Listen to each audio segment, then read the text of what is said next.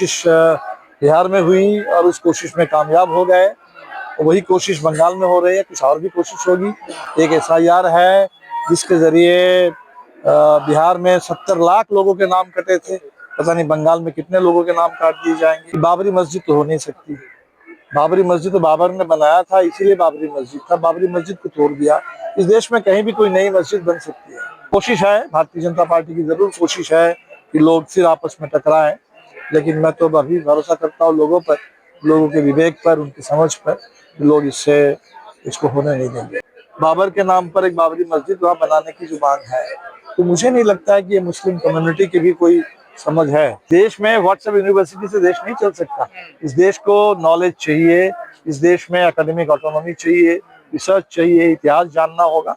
तो ये जो कोशिश हो रही है कि पूरे शिक्षा को कब्जा कर लो, दो बातें हो रही है। एक तो सरकार भाग जाए और निजी कंपनियां आ जाए और पूरे मुनाफा कमाए, शिक्षा का बाजार बन जाए।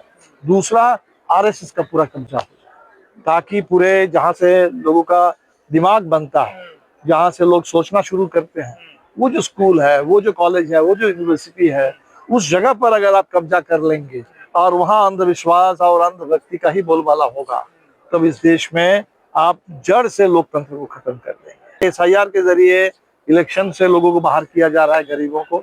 उसी तरह से हायर एजुकेशन जो अभी कमीशन बनने वाला है और जो एनईपी आ चुका है, इससे पूरे देश के गरीबों को, पिछड़े इलाके के लोगों को, जिनके पास भी पैसों की कमी है, उनको शिक्षा से बाहर कर दिया। बंगाल में चुनाव है और इसीलिए कल 10 घंटे वंदे मातरम पर बात हुई। हालांकि बंकिम चंद्र चट्टोपाध्याय का नाम भी भाजपा के नेता मंत्रियों को ठीक से पता नहीं है। मोदी जी कह रहे थे बंकिम दा, उनके संस्कृति मंत्री कह रहे थे बंकिम दास चटर्जी, कुछ भी बोल सकते हैं। तो बंगाल में कोशिश तो हो रही है, जो कोशिश बिहार में हुई और उस कोशिश में कामयाब हो गए, वही कोशिश बंगाल में हो रही है, कुछ और भी कोशिश होगी। एक एफआईआर है जिसके जरिए बिहार में 70 लाख लोगों के नाम कटे थे, पता नहीं बंगाल में कितने लोगों के नाम काट दिए जाएंगे। तो एसआईआर है। फिर बंगाल में अभी आप देख रहे हैं कि मस्जिद के नाम पर शुरू हो गया है। ये सब कुछ होगा बंगाल में अभी चुनाव में सत्ता कब्जा करने के लिए। मस्जिद का क्या लगता है सर आपको, क्या ये रचा रचाया कोई षड्यंत्र है क्या इसके पीछे? बिल्कुल, हमें तो लगता ही है। पहली बात तो देखिए, उन्होंने कहा कि बाबरी मस्जिद तो हो नहीं सकती। बाबरी मस्जिद तो बाबर ने बनाया था, इसीलिए बाबरी मस्जिद था। बाबरी मस्जिद को तोड़ दिया। इस देश में कहीं भी कोई नई मस्जिद बन सकती है। जो सुप्रीम कोर्ट ने जो बाबरी मस्जिद के एवज में जो दूसरी मस्जिद बनाने के लिए कहा, वो अभी तक नहीं बन पाया। सवाल तो उस पर होना चाहिए कि भाई वो मस्जिद क्यों नहीं बनी अभी तक।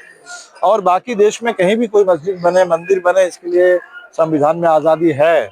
लेकिन चुनाव से पहले ये जो मुद्दा, और हमने उनको कहते हुए सुना, वो हुमायूं कबीर जो पुराने पहले कभी भाजपा में, कभी तृणमूल में, कभी पता नहीं कहाँ जाएंगे, उन्होंने कहा कि मैं बंगाल का ओवैसी हूँ, जो हैदराबाद के ओवैसी की जरूरत बंगाल की नहीं है, बंगाल में मैं ही हूँ।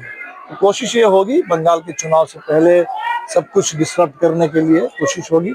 लेकिन मुझे लगता है कि बंगाल के लोग सजग हैं, लोग इसको देख रहे हैं, समझ रहे हैं। अचानक से इतनी भीड़ मस्जिद के लिए आ जाना और फिर परेड ग्राउंड में एक माँ भगवत गीता या पाठ के नाम पर इकट्ठा भीड़ हो जाना, किस तरफ इशारा कर रहे हैं? ये इशारा यही है कि इस देश में ये लोग चाहते हैं कि और कोई मुद्दा ही ना रहे।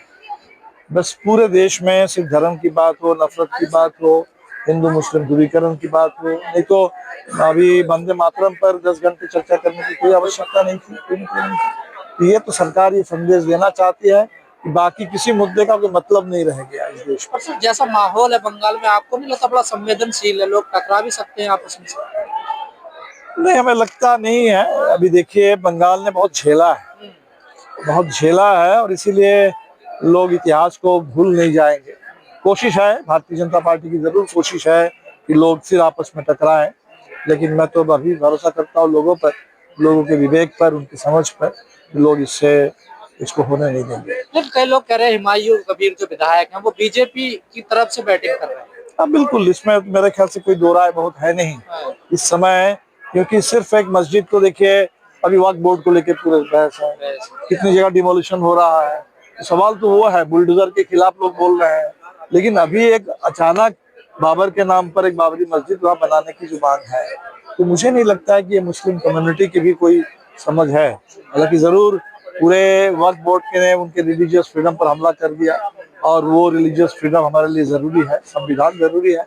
तो मेरे ख्याल से लोग तो संविधान की रक्षा के लिए लड़ रहे हैं, और ऐसा कुछ भी लोग नहीं करेंगे जिससे पूरे देश में फिर एक बार माहौल खराब हो जाए। सर, आप हमेशा एजुकेशन की लड़ाई लड़ते रहे, हम हमेशा मंचों पे देखते हैं। ये जो अब सरकार नई एजुकेशन पॉलिसी लेकर आ रही है, मोदी कुछ दिनों से कह रहे हैं कि जो लोग निकाले हैं, उन्होंने जो एक मानसिक रूप से जो इंग्लिश को लेकर टारगेट कर रहे हैं 2035 तक, उन्होंने कहा जो मानसिक गुलामी है लोगों के अंदर उसको खत्म करने की, तो ये क्या कहना चाह रहे हैं? क्या जो अंग्रेजी है उसको खत्म करने की बात है? देखिए, मैकॉले के बारे में उस दौर के अगर लोगों से अगर आप पूछेंगे, देखेंगे, यहाँ तक कि ज्योतिबा फूले, हाँ, उस समय सावित्रीबाई फूले, उन्होंने कहा कि अंग्रेजी से हमें जो ज्ञान जो मिला है उससे हम बराबरी पर आकर लड़ना पाए, लड़ना सीखे हैं।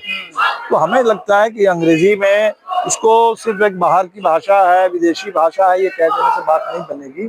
इस देश में दुनिया भर में, जैसे आप पूंजी के बारे में तो आप नहीं कहते, आप बाहर से पूंजी को अभी बुला रहे हैं, दुनिया भर के कह रहे हैं कि मेक इन इंडिया, तो मेक इन इंडिया का नारा दे रहे हैं, दुनिया भर के कंपनियों को बुला रहे हैं। तो ज्ञान के मामले में, भाषा के मामले में अब दीवार क्यों खड़ा करना चाहते कि हमें नहीं चाहिए? तो चाहिए। इस देश में व्हाट्सएप यूनिवर्सिटी से देश नहीं चल सकता। इस देश को नॉलेज चाहिए, इस देश में एकेडमिक ऑटोनॉमी चाहिए, रिसर्च चाहिए, इतिहास जानना होगा। तो ये जो कोशिश हो रही है कि पूरे शिक्षा को कब्जा कर लो, दो बातें हो रही है। एक तो सरकार भाग जाए और निजी कंपनियां आ जाए और पूरे मुनाफा कमाए, शिक्षा का बाजार बन जाए। दूसरा, आरएसएस का पूरा कब्जा हो जाए, ताकि पूरे जहाँ से लोगों का दिमाग बनता है, जहाँ से लोग सोचना शुरू करते हैं, वो जो स्कूल है, वो जो कॉलेज है, वो जो यूनिवर्सिटी है, उस जगह पर अगर आप कब्जा कर लेंगे और वहाँ अंधविश्वास और अंधभक्ति का ही बोलबाला होगा, तब इस देश में आप जड़ से लोकतंत्र को खत्म कर देंगे। और इसीलिए इलेक्शन और एजुकेशन, ये दोनों बहुत आपस में जुड़ी हुई चीजें हैं।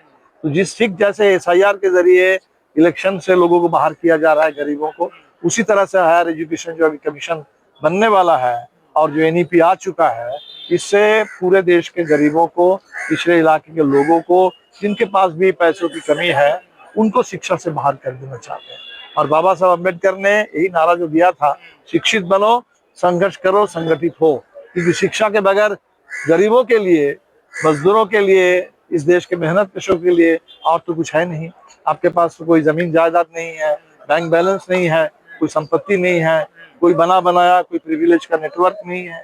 तो लोगों को हासिल करना है ज्ञान के जरिए, शिक्षा के जरिए। तो क्या बगैर अंग्रेजी के भारत का विकास होना सर आपको लगता है पॉसिबल है, जैसे दुनिया ग्लोबल मार्केट जैसे हो रही है? नहीं, अभी देखिए, भारत जैसे देश में अंग्रेजी तो बहुत सारे कारणों से जरूरी है। एक तो दुनिया से इंटरेक्ट करने के लिए जरूरी है। इस देश के अंदर अब तमिलनाडु में चले जाइए, अब दक्षिण भारत में चले जाइए, क्या हिंदी आप थोप दे सकते हैं देश में? आप थोप नहीं सकते। जब भी इस देश में कहीं भी कोई एक भाषा थोपने की कोशिश, इतना बड़ा देश, इतनी विविधता है, इतनी विशालता है, वहाँ कहीं भी कोई बुलडोजर चलाने की कोशिश होगी, किसी एक भाषा को, किसी एक विचार को, किसी एक नेता को थोपने की कोशिश होगी, किसी एक पार्टी को, तो इस देश चलेगा ही नहीं। और इसीलिए मुझे लगता है कि ये भी बेकार की बहस है। ठीक जैसे वंदे मातरम के सवाल पर एक गलत बहस खड़ा करने की कोशिश की गई, ऐसे ही एक गलत जो भी प्रदर्शन कर रहे हैं, प्रदर्शन में आए हुए हैं, साफ कड़ी से निवेदन है, कृपया करके जनता दल का परिसर को खाली कर दें। सर ये आपको दिया हुआ समय समाप्त हो गया है, कृपया करके जनता दल का परिसर को खाली कर दें। धन्यवाद। कोई पॉसिबल नहीं है। देखिए, इस देश में जो भी पुरानी परंपरा है, पुरानी परंपरा भी है, कुछ जगह पर है। अभी इस देश में आप संस्कृत भाषा में भी कहीं लोग शायद अखबार भी निकालते हैं, तो कोई दिक्कत नहीं है। लेकिन इतने बड़े देश में अगर आप उस तरीके के कोई अभी करने की कोशिश करेंगे, थोपने की कोशिश करेंगे, तो देश तो पीछे नहीं जा सकता। देश को तो आगे ही बढ़ना है। अब पूरी दुनिया में दुनिया कैसे आगे बढ़ रही है? दुनिया तो इसी पर, साइंस का रास्ता, टेक्नोलॉजी का रास्ता, हायर एजुकेशन का रास्ता, रिसर्च का रास्ता, इसी रास्ते से दुनिया को आगे बढ़ना है। ठीक है, धन्यवाद।